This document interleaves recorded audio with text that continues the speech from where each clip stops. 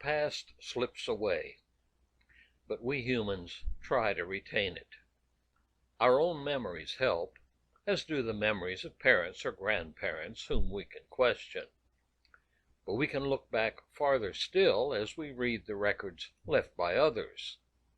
But beyond that, beyond the earliest accurate records we possess, the past stretches back, murky and unknown. This desire to know the past has nagged at men always, and recently we have begun to develop tools to look beyond human records. One of the best known of these tools is radiometric dating. Since we have been able to look into the depths of the atomic world and see that some elements are unstable, decaying at an observable rate, we have had hope of reaching back into the previously unknown history of Earth. Most radiometric dating is based on such elements as uranium, which decays into lead, or potassium to argon. These elements decay very slowly, permitting us to derive dates in millions or even billions of years. Such methods involve assumptions about the unrecoverable past that leave them subject to question. But that's a topic for another day. Today, let us look at a tool that can give us dates in hundreds or thousands of years. That tool is carbon-14. It works like this. Every element has a specific number of protons in its nucleus. For carbon, that's 6. We call that its atomic number. And the atoms that make up most carbon have 6 protons and 6 neutrons in the nucleus. Thus, its atomic weight is 12, and that version of carbon is stable. Now consider our atmosphere, which contains nitrogen, oxygen, and a little carbon dioxide, CO2. Let's watch that nitrogen. A nitrogen atom has 7 protons and 7 neutrons, for an atomic weight of 14. Now, in the upper regions of the atmosphere, cosmic rays may strike one of these nitrogen atoms and change one of its protons into a neutron. With just 6 protons, then, it has become carbon, but an unstable form of carbon. That's carbon-14. There's only a small amount of this carbon-14 in the CO2 of our atmosphere, just about 1 part per million. But now, follow the trail of that C14. Plants take in carbon dioxide and release oxygen, actually making our life cycle possible. And the carbon stays in the plants, a mixture of C12 and C14. That is, until the plants are eaten by animals. And when plants and animals die, the percentage of C14 in them is the same as in the atmosphere. It was Willard Libby in 1949 who saw that this process could be a clock, because as time passes, the C14, being unstable, gradually decays back into nitrogen, N14, and the decay rate is known. Its half-life is about 5,730 years.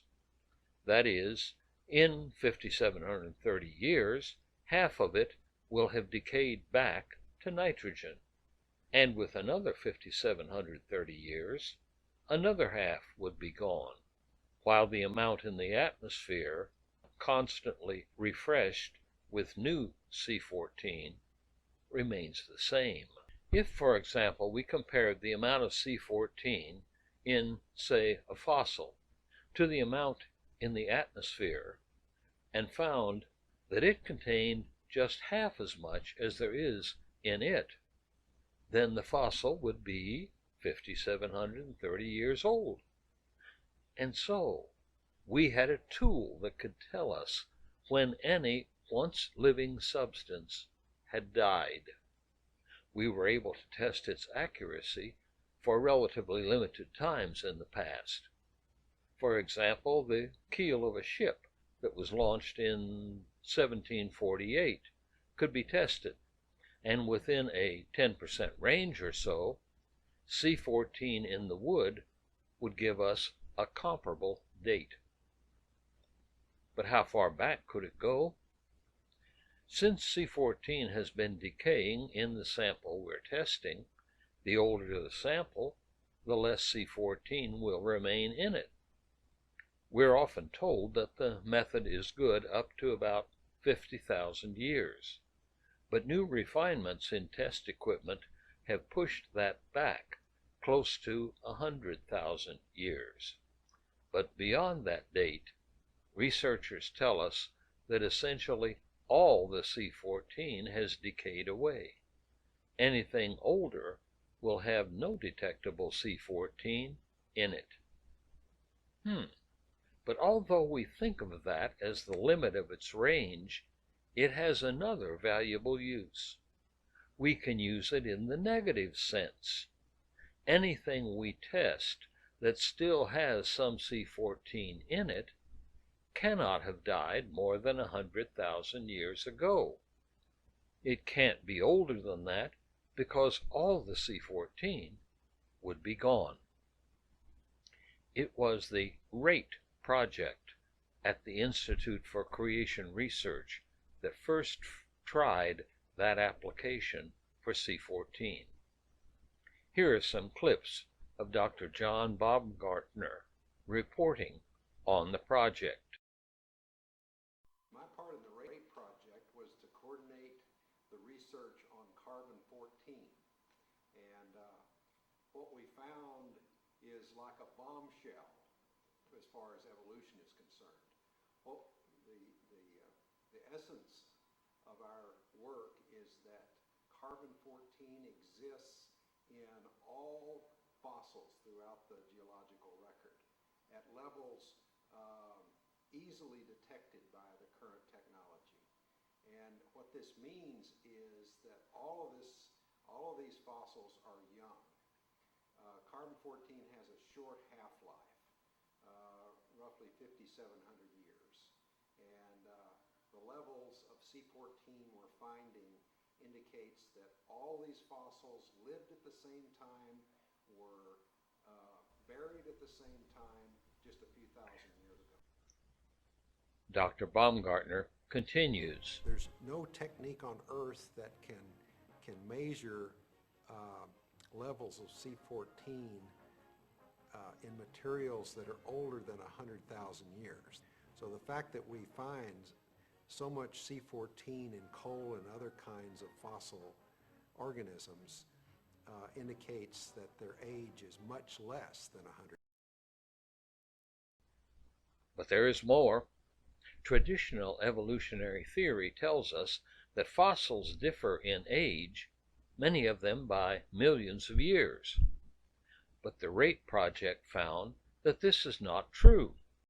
One surprising result was that within the statistics of our samples, that there was no difference in the levels of carbon-14 in the coal near the top and the coal near the bottom, which indicates that all of this material lived at the same time and died at the same time.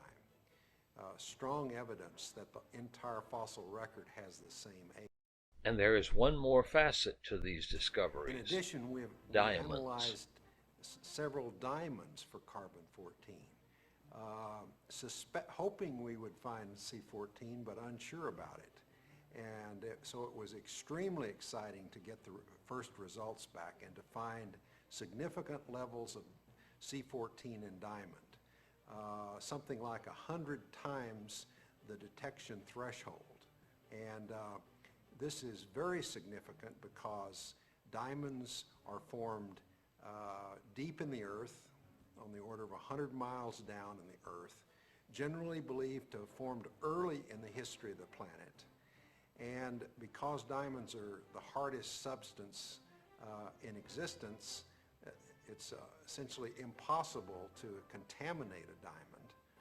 So what this means is that the Earth itself must be young, only a few thousand years old, else the carbon-14 in these diamonds would long since have decayed. And so this carbon-14 must date, we believe, to the original creation of the Earth itself. So, here is the box score to date. Coal, generally believed to be some 300 million years old, less than 100,000 years. Fossils, supposedly varying from 60 to 400 million years, also less than 100,000 years. Coal and fossils, supposedly formed over vast periods of time and varying hugely in age, C14 says they lived, died, and were fossilized at around the same time. And finally, diamonds, believed to have been formed when the Earth was young, some 4 billion years ago, also far, far younger than that. Dr. Baumgartner called this a bombshell, and so it was. But the Institute for Creation Research has a young Earth philosophy. How about secularists?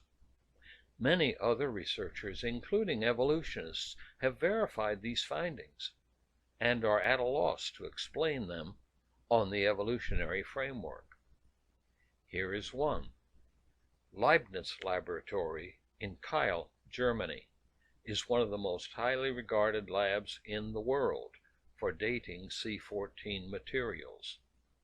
Disturbed by seeing the presence of C14 in supposedly very ancient matter, they spent 2 years examining their own systems and seeking to find a source for possible contamination in the samples or errors in their test devices. Their result? Quote, "So far, no theory explaining the results has survived all the tests."